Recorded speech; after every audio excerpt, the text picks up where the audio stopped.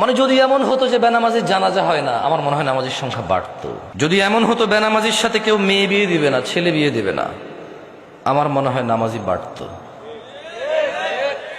যদি এমন হতো বেনামাজির সাক্ষী গ্রহণ করা হবে না, কি গ্রহণ করা হবে না, যদি এমন হতো যে বেনামাজি ছেলে তার নামাজি বাবার সম্পদের অধিকার পাবে না, তাইলে মনে হয় নামাজি বাড়তো।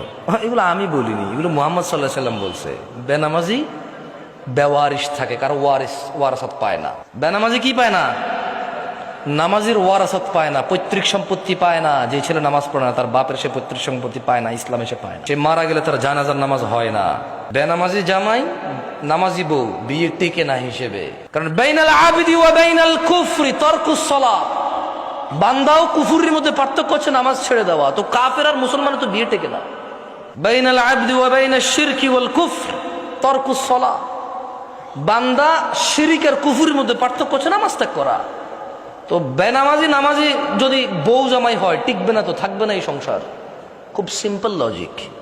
আপনি যেদিন হাদিসকে এভাবে দেখবেন, ওই দিন আপনি মানুষ হতে পারবেন। আদারওয়াইজ ওয়াজ শুনতে পারবেন, জুমায় যেতে পারবেন, খুতবা শুনতে পারবেন, কিচ্ছু হবে না।